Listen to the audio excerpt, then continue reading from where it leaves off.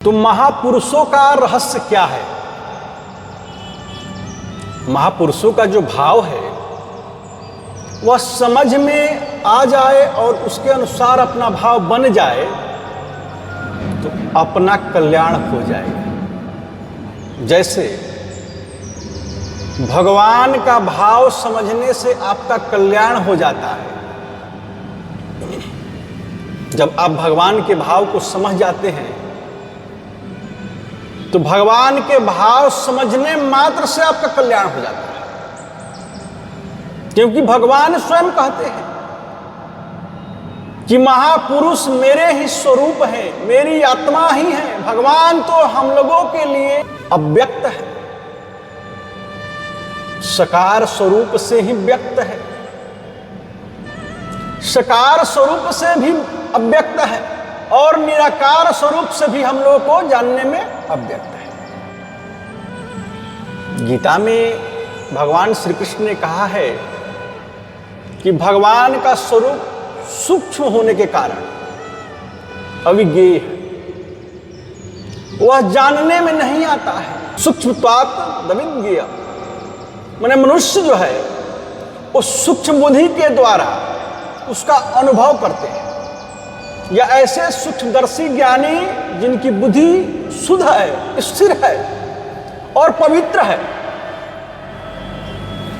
वे उन भगवान का साक्षात्कार करते हैं, या जिनमें श्रद्धा है, विश्वास है, प्रेम है, वे भगवान के तत्व को समझ जाते हैं। सूक्ष्म होने के कारण भगवान का सगुण निराकार स्वरूप जो सब प्रकार प्रत्यक्ष व्यापक है, वह अपने सब को श्रद्धा और समझ की कर्मी के कारण प्रत्यक्ष की तरह नहीं दिख रहा है और साकार रूप से तो प्रकट है। साकार रूप से प्रकट है ही नहीं, किंतु महात्मा पुरुषों का शरीर साकार रूप से प्रकट है।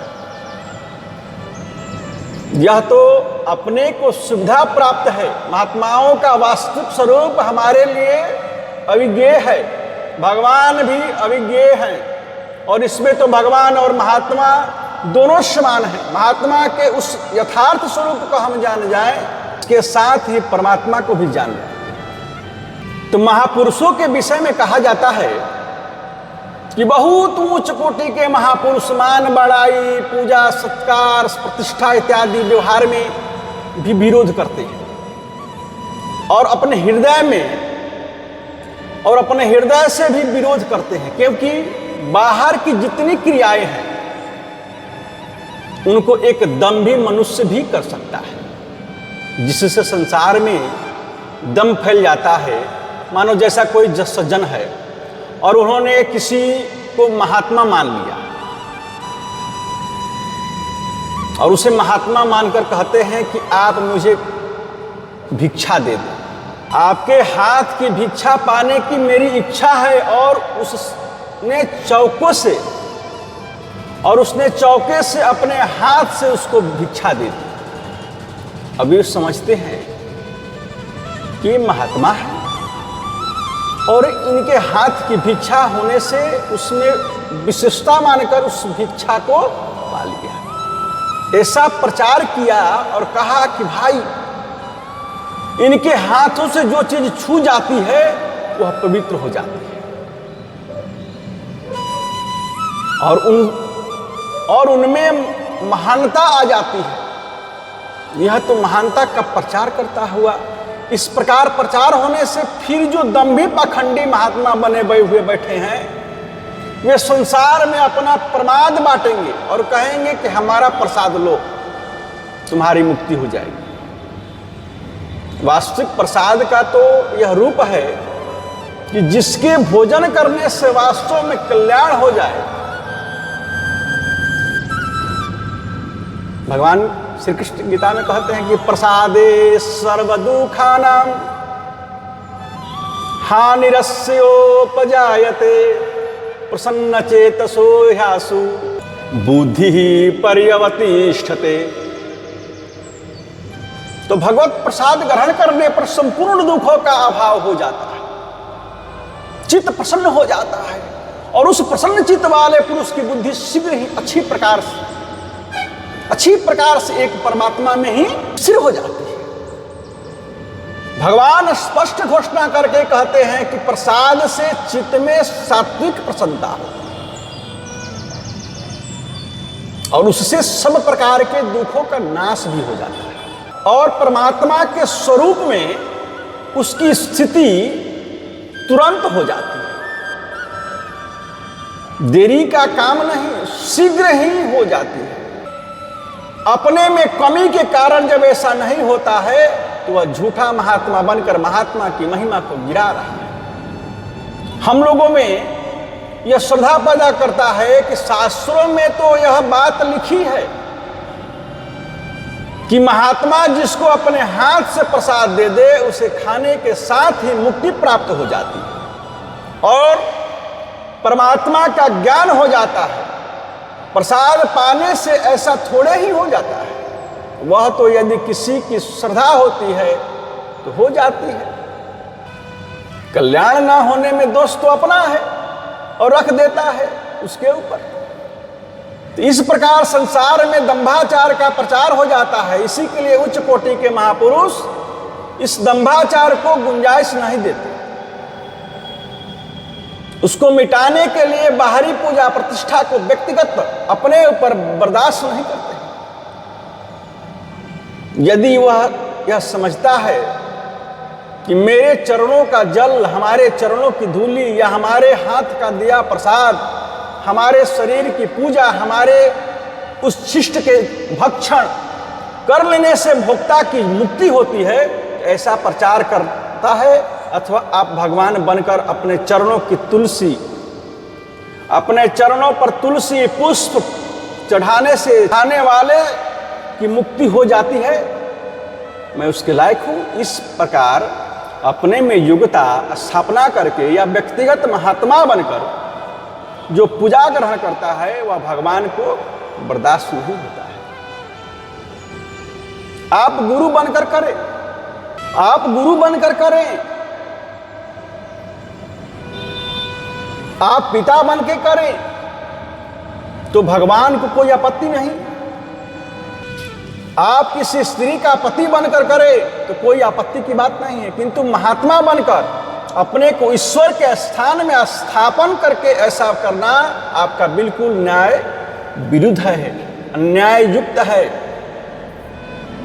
एक ख्याल और करना चाहिए, इनका विरोध केवल वचन से ही नहीं क्रिया से भी हो, केवल क्रिया से ही नहीं अपने हृदय के भाव से भी हो। हमारे हृदय का जो भाव है यह होगा कि कोई हमारे साथ अत्याचार न करने पावे तो कोई नहीं कर सकता है। यदि हमारे साथ ऐसा व्यवहार करता है तो हमारे भीतर भाव वह नहीं है, वहाँ दंभाचारी की गुंजाइश है, नहीं तो कोई नहीं कर सकता है। यदि कहता है तो फिर तुम महात्मा क्या हो? तुम्हारा भी तो कुछ प्रभाव होना चाहिए, नहीं तो तुम भी दंभ करते हो। ऊपर से तो नाना करते हो और भीतर से स्वीकार करते हो, यही तो दंभ है।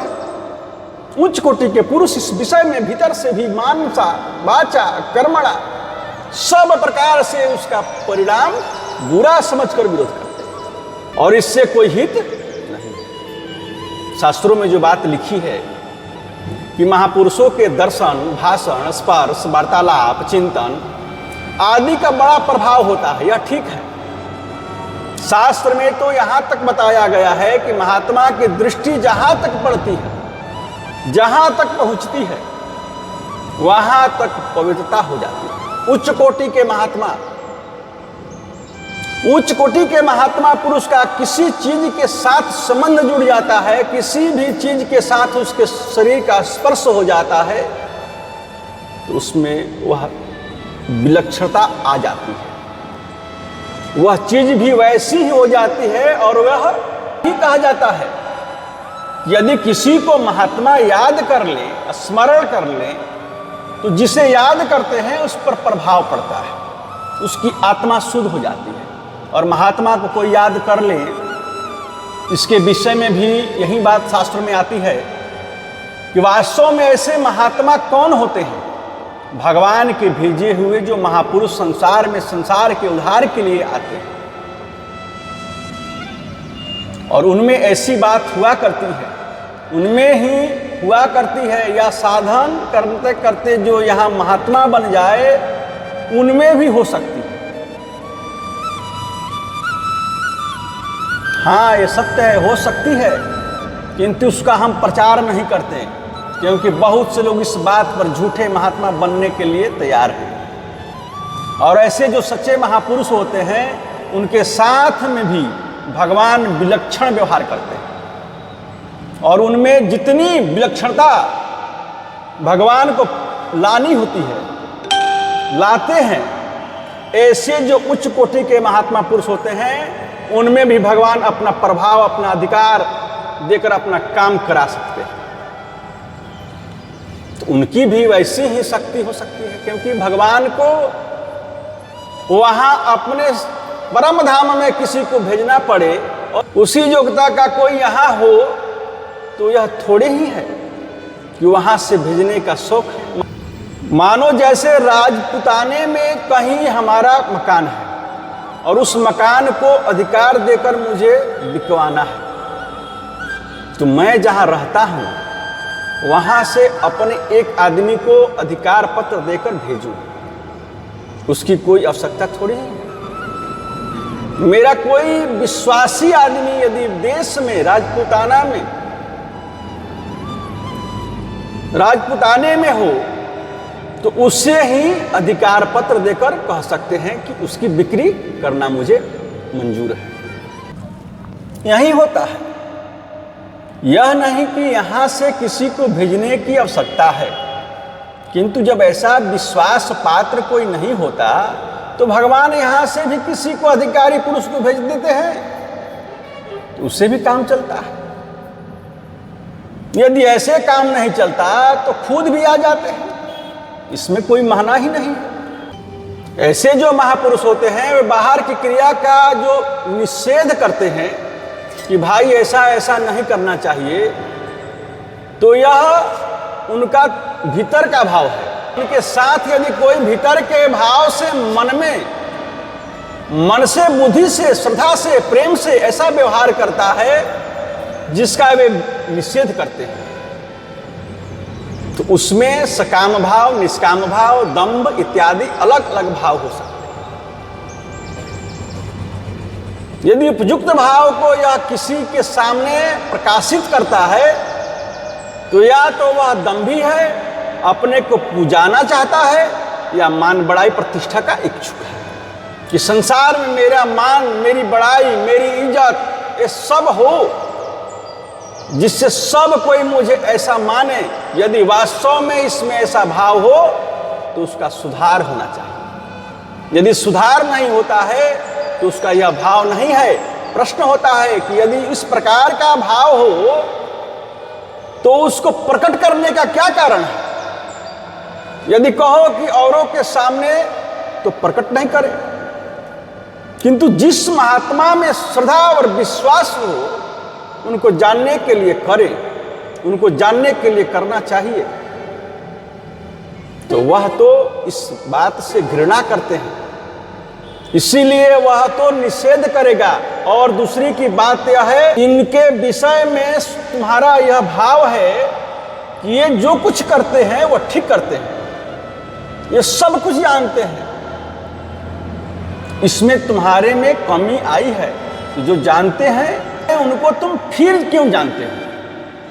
जब ईश्वर को कोई बात जानने की आवश्यकता नहीं रहती और तुम महात्मा पुरुषों को ईश्वर के तुल्य मानते हो, उसको भी जानने की आवश्यकता नहीं रहती। ईश्वर जो कुछ करते हैं सब बात हमसे पूछकर नहीं करते हैं, एक अज्ञात की तरह रहकर करते हैं। जैसे भगवान आकर अवतार लेते हैं, भगवान श्री रामचंद्र जी ने अवतार लिया और बानरों की सेना को भेजा।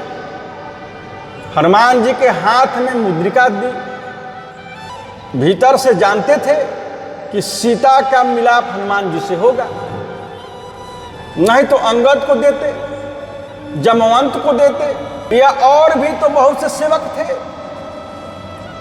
उनको देते।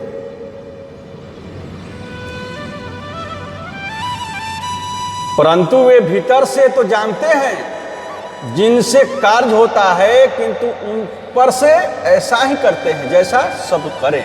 समुद्र पर आकर रास्ता मांगते हैं कि हमें मार्ग दो। ईश्वर होकर भी समुद्र की खुशामद करते हैं। अत्यंत सामर्थ्यवान होने के कारण भी वो जानते हुए भी मर्यादा के अनुसार लीला करते हैं। इसी प्रकार महात्मा पुरुष मर्यादा को रखते हुए लीला करते हैं। उनकी भी तो एक प्रकार से लीला ही है। भगवान अर्जुन कहते हैं कर्मणैव हि संसिद्धि मा स्थिता जनकादयः लोक संग्रहमेवापि संपश्यन् कर्तुमर्हसि। अर्जुन, जनक आदि ज्ञानी जन भी निष्काम कर्म के द्वारा ही परम सिद्धि को प्राप्त हुए। इसीलिए तुम्हें भी शास्त्र की मर्यादा के अनुसार कर्मों का आचरण करना चाहिए। किस लिए? लोक संग्रह के लिए, लोक मर्यादा के लिए। जैसे भगवान लोक संग्रह के लिए कर रहे हैं। भगवान कहते हैं कि मेरे लिए तीनों लोकों में कुछ भी कर्तव्य नहीं है,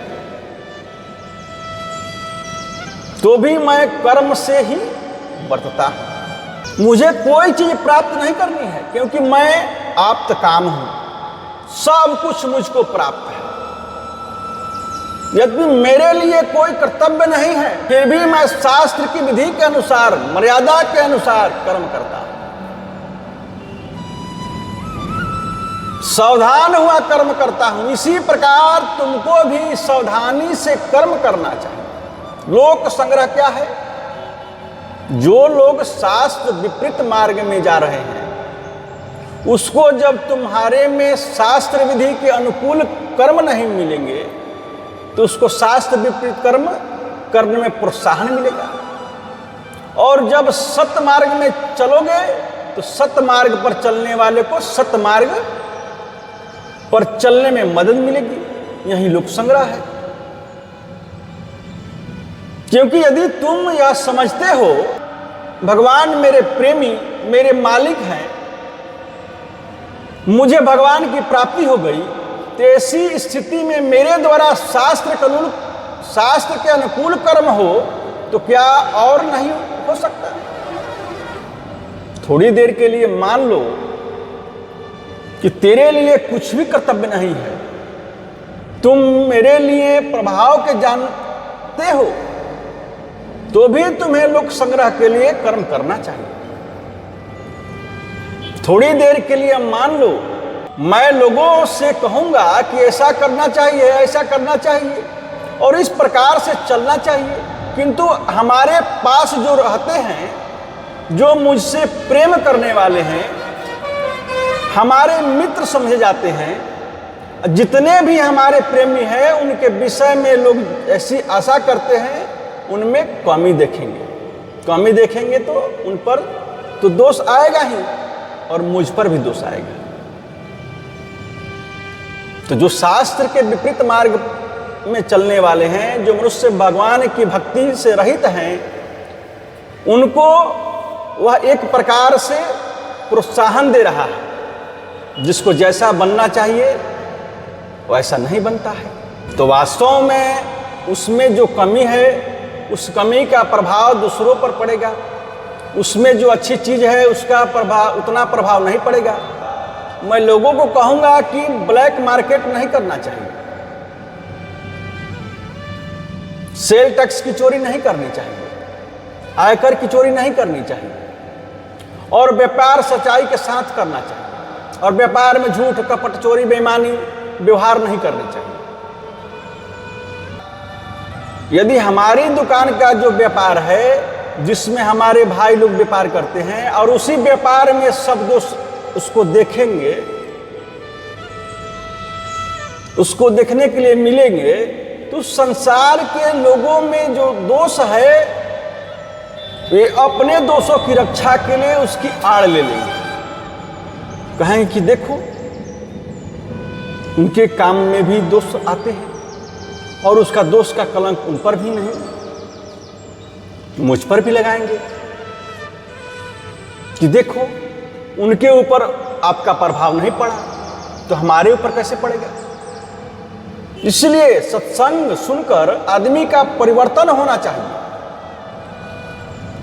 मेरे जो निकटवर्ती आदमी हैं उन पर उसका प्रभाव नहीं पड़ेगा तो दूसरे लोग कैसे आशा करेंगे कि हम उनके प्रभाव से कुछ लायक बनेंगे। पास में रहने वाले जो आदमी काम में नहीं लाते हैं उनमें कोई विशेष महत्व देखने में नहीं आता है, उन लोगों के मार्ग में प्रोत्साहन दिलाते हैं और दूसरे मार्ग में चलने वाले लोगों को भी रोकते हैं। इसमें वे निकटवर्ती आदमी ही हेतु होते हैं। ऐसे विचार यह करना चाहिए कि यह बाहर का जितना दंभ और पाखंड है उससे बचने के लिए अच्छे पुरुष लोक मर्यादा का त्याग नहीं करते हैं, जैसे भगवान लोक मर्यादा का त्याग नहीं करते। इसलिए भगवान कहते हैं यद्यपि मेरे लिए कुछ भी कर्तव्य नहीं है फिर भी मैं लोक मर्यादा के अनुसार चलता हूं। मैं चलता हूं तो तुम क्यों नहीं। ऐसे समझना चाहिए कि जो उच्च कोटि के पुरुष होते हैं, जो संसार में महापुरुष होते हैं, उनके विषय में शास्त्र जो बात बतलाता है वह ठीक बतला रहा है। उनकी महिमा जितनी बताई जाती है उससे बहुत बहुत अधिक है। वाणी की समर्थ नहीं कि उसकी महिमा को बता सके। जब भगवान कहते हैं कि ज्ञानी महात्मा पुरुष मेरे ही आत्मा मेरे ही स्वरूप है तो उनकी कितनी महिमा है आप विचार करें। वास्तव में उनकी महिमा कोई बतला नहीं सकता है। जब उनकी ऐसी महिमा है और ऐसी महिमा को हम लोग सुनते हैं तो उसे सुनकर समझ जाएं और मान लें तो हमारी दशा उसी समय बदल जाएगी, हमारा जीवन उसी समय बदल जाएगा। जैसे भगवान को सुहृद जानने पर उसका जीवन वास्तव में बदल जाता है। भगवान की दया और प्रेम के तत्व को समझकर उनमें श्रद्धा और विश्वास कर लेता है तो भगवान को तुरंत जान जाता है और परम शांति को प्राप्त हो जाता है। इसी प्रकार उसी के समान उसको लाभ होना चाहिए, उसकी अवस्था बदल जाना चाहिए। यदि उसकी अवस्था नहीं बदलती है तो यही समझना चाहिए कि उसकी समझ की गलती है। इससे श्रद्धा की कमी मालूम होती है। जो श्रद्धा की कमी है यही उसकी गलती है और इसी कारण महात्मा के प्रभाव को वो नहीं जानता। जो महात्मा के प्रभाव को, गुणों को, स्वभाव को जान जाता है फिर क्या वह एक क्षण में भी महात्मा से अलग होकर रह सकता है। और क्या वह परमात्मा की प्राप्ति से कभी वंचित रह सकता है? क्या वह परमात्मा से वंचित रहने के अभाव में, क्या वह परमात्मा से वंचित रहने के भाव को बर्दाश्त कर सकता है? उसकी अवस्था ही एकदम बदल जाती है। यह बात समझ लेनी चाहिए कि जो उच्च कोटि के महात्मा हैं, जो उच्च कोटि के पुरुष होते हैं, उनमें कोई व्यक्तिगत स्वार्थ नहीं रहता है।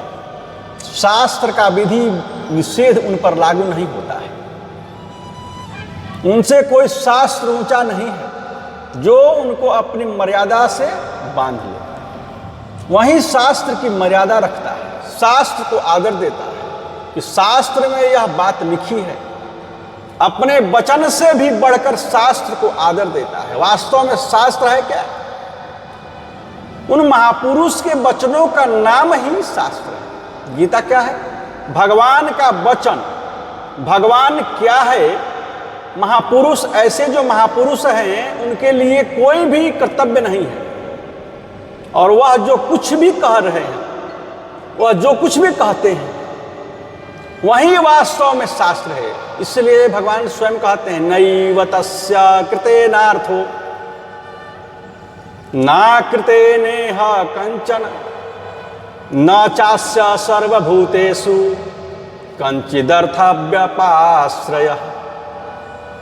तात्पर्य है कि उस महापुरुष को कुछ भी करने से कोई प्रयोजन नहीं और न करने से भी कोई प्रयोजन नहीं, क्योंकि उसमें कोई कर्ता ही नहीं, बिना कर्ता के कोई कर्म होता ही नहीं। जैसे घोड़े को ना तो कुछ करने से प्रयोजन है और ना करने से।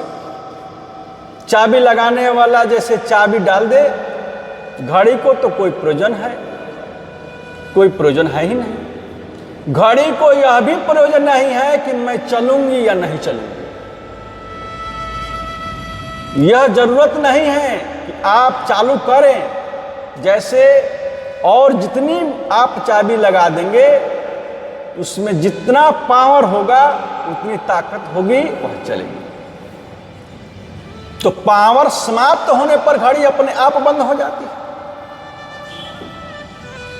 प्रारब्ध ही महात्मा पुरुषों में पावर है, वह भगवान का दिया हुआ पावर है।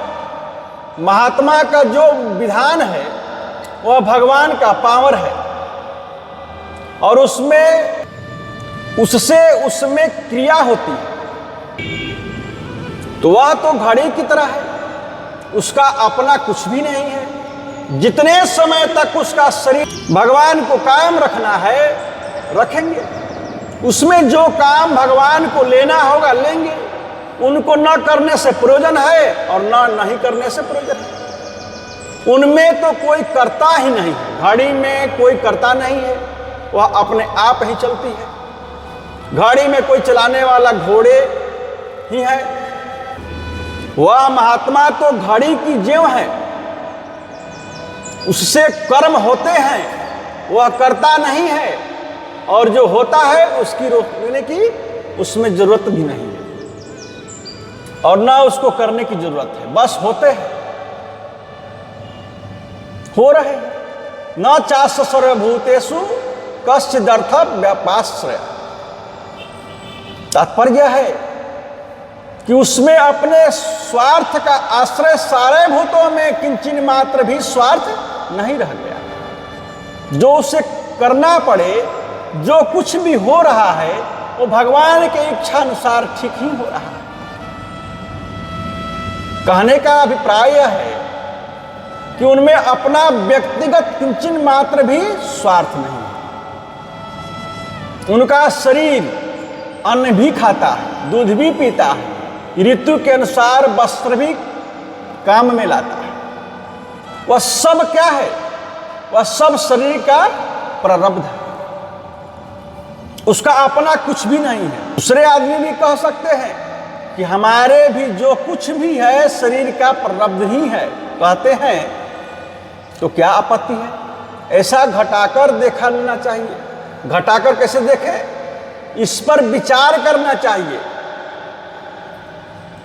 उनमें शास्त्र की मर्यादा मिलेगी। मर्यादा पुरुषोत्तम के सच्चे भक्त में मर्यादा पुरुषोत्तम की मर्यादा रहेगी।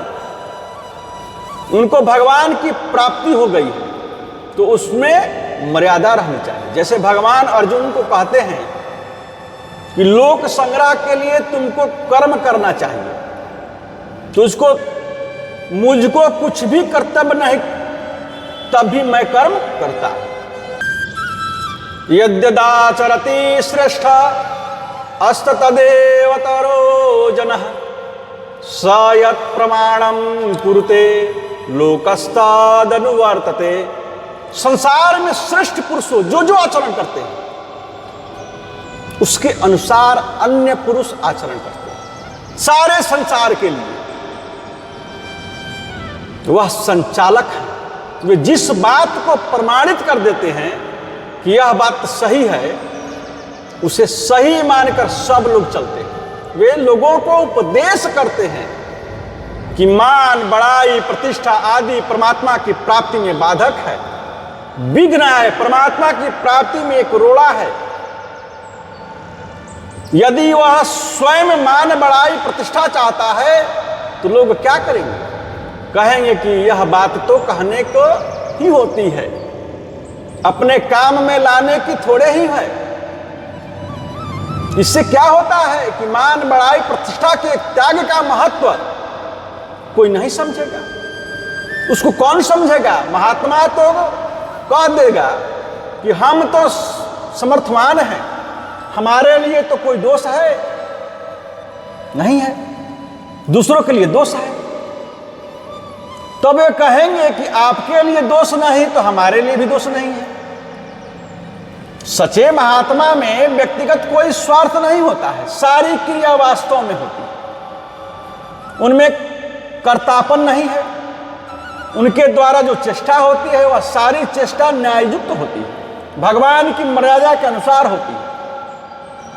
और भगवान भी जहां विशेष प्रेम होता है वहीं मर्यादा को तोड़ देते हैं,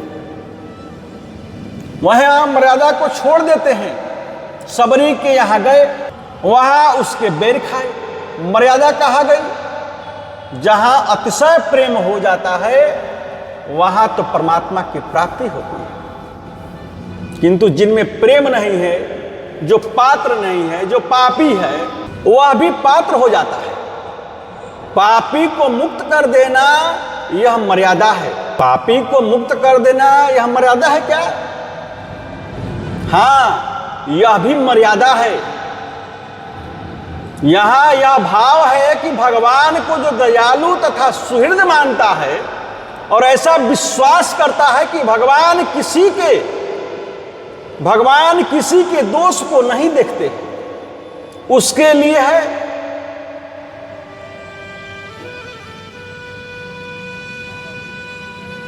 तो उसके लिए भगवान किसी के दोष देखने वाले नहीं हैं। फिर उसके दोष कैसे देखेंगे? जो कहता है कि भगवान किसी के दोषों को नहीं देखते हैं, किंतु मेरे आत्मा के उद्धार न होने से मेरे दोष ही हेतु है। तो तू क्यों कहता है कि भगवान किसी के दोष नहीं देखते? भगवान सबके सुहृद है, भगवान किसी के दोषों को देखने वाले नहीं, किंतु हमारे दोषों को देखने वाले हैं, क्योंकि तुमने भगवान को ऐसा मान लिया, इसलिए तेरे दोषों को भगवान देखते हैं।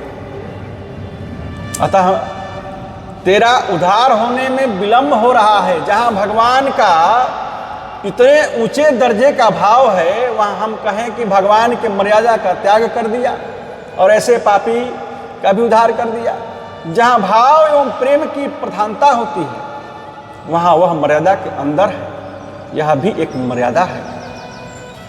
वहां नीति और शास्त्र की मर्यादा रुक जाती है। इस प्रकार वे लोग भी शास्त्र के विपरीत रहने लग जाएंगे और कहेंगे कि हमारे ऊपर भी शास्त्र की आज्ञा नहीं है।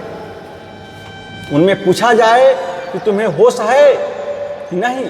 यदि होश है तो तुम मर्यादा का त्याग नहीं कर सकते।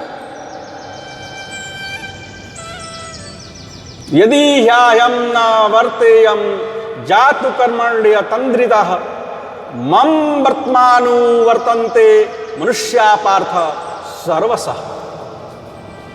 यदि मैं सावधान हुआ कर्म नहीं करूं तो मेरा अनुकरण करते हुए सभी कर्म छोड़ देंगे, उसकी जिम्मेदारी मेरे ऊपर आएगी। मेरा बेहोशी में मेरी क्रिया का अनुकरण कोई भी नहीं करेगा। तुम्हारी बेहोशी यदि सात्विक भूमि को हो और तुम्हें बाहर भीतर की कुछ भी ज्ञान नहीं हो, चाहे कहीं टट्टी पेशाब कर दो उसका ज्ञान ना हो, तुमको आकर कोई खिला दे उसका भी ज्ञान ना हो, बाहर का ज्ञान ना हो, उस समय तुम्हारे लिए शास्त्र की कोई मर्यादा नहीं है। लेकिन जब तक तुम्हें ज्ञान है, खाने का ज्ञान है, पीने का ज्ञान है, भोग विलास करने का ज्ञान है और सारे पाप करने के लिए तुम कहो कि मेरे लिए शास्त्र का बंधन नहीं, तो यह तुम्हारा भ्रष्टाचार है, यह तुम्हारा दंभाचार है। दूसरी बात यह सिद्ध हुई कि जो पुरुष मान बड़ाई प्रतिष्ठा को नहीं चाहते, वही मान बड़ाई प्रतिष्ठा नहीं चाहने की शिक्षा दे सकते। जो मान बड़ाई प्रतिष्ठा को स्वीकार करता है वह ऐसा नहीं कर सकता है। मान बड़ाई प्रतिष्ठा सुकरी विष्ठा के समान है, मान बड़ाई प्रतिष्ठा बिच्छू के समान है, यह बुरी चीज है, मैले के समान है, इसका त्याग कर देना चाहिए। वह कह नहीं सकता है कि समाज में जिसका कहने का अधिकार नहीं है, ऐसी शिक्षा हम लोगों को वितराग से मिल सकती है, महापुरुषों से मिल सकती है। वितराग पुरुष वे हैं जिनमें राग नहीं है, जो परमात्मा के नजदीक पहुंचे हुए हैं। संसार के पदार्थ में अथवा किसी में जिसकी आसक्ति नहीं है, ऐसे आसक्त पुरुष भी विशेष रूप से उपदेश कर सकते हैं। जो शुद्ध महात्मा पुरुष हैं उनके लिए मान, बड़ाई, निंदा, स्तुति सभी समान है। किंतु जो विरक्त पुरुष है वे तो मान, बड़ाई, प्रतिष्ठा विष के समान समझते हैं। अपमान, निंदा, प्रतिष्ठा को अमृत के समान समझते हैं। उनमें बड़ा वैराग्य है। उनका स्वाभाविक व्यवहार मान, बड़ाई, प्रतिष्ठा को तुच्छ समझने का है। और इस विषय में महापुरुषों का इस विरक्त पुरुष के अनुसार संसार में व्यवहार करना चाहिए। विरक्त न होने हुए भी विरक्त पुरुष के समान व्यवहार करना चाहिए। क्योंकि जिस प्रकार सकामी पुरुष संसार में कामना को लेकर यज्ञ, दान, तप आदि विधि से करते हैं, उस सिद्ध पुरुष को भी उसी प्रकार कर्म करना चाहिए। क्योंकि जैसे सकामी आदमी यज्ञ, दान, पूजा, प्रतिष्ठा विधि के साथ करते हैं, ऐसा निष्कामी शास्त्र के अनुसार शायद ही कर सकते हैं। सक्ता कर्मण्य सिद्धासो, सक्ता कर्मण्य विद्वासो यथा कुर्वन्ति भारत, कुर्याद् विद्वांसः था सक्ता चित्कृत्सुर लोक संगहम्। तो जिस प्रकार से कर्म में आसक्त होकर अज्ञानी जन मूर्ख शास्त्र के अनुसार कर्म करते हैं, वैसे ही विद्वान को भी आसक्ति रहित होकर लोक संग्रह के लिए कर्म करना चाहिए। अज्ञानी कौन है? सकामी, सात्विक भी नहीं, तामसी भी नहीं। सात्विक इसलिए नहीं कि सात्विक पुरुष में कामना नहीं होती, उसके समस्त कर्म निष्काम होते हैं। सकाम कर्म करने वाले के कर्म निष्काम न होने से उसको अज्ञ कहा गया है। तामसी भी नहीं है, क्योंकि तामसी के कर्म के अनुसार, कर्म के अनुकरण करने के लिए भगवान कभी नहीं कहेंगे। राग और आसक्ति ये एक ही चीज है। रजो रागात्मकम विद्धि, रजोगुण को राग रूप ही समझो। रजोगुण राजसी है। राजसी पुरुष जिस तरह कर्मों का आचरण करता है, गुणातीत पुरुषों को भी उसी तरह आचरण करना चाहिए। इसी प्रकार जो विरक्त महात्मा और वितराग पुरुष है, उन्हीं का अनुकरण उस महापुरुष को करना चाहिए। हम मान, बड़ाई, प्रतिष्ठा को विशेष समान समझें। यह शिक्षा हम किससे लेंगे? यह शिक्षा उन राग पुरुषों से हमको मिलेगी जो वास्तव में गुणातीत है, ईश्वर के भक्त है, मुक्त पुरुष है। उनसे लेंगे। उच्च कोटि के पुरुषों में मान, बड़ाई, प्रतिष्ठा, इच्छा नहीं रहती है। वे इस प्रकार का आचरण भी अपने साथ नहीं होने देते और अपने हृदय से भी नहीं चाहते, वाणी से भी नहीं करते, नहीं कहते और स्वरूप से भी नहीं चाहते।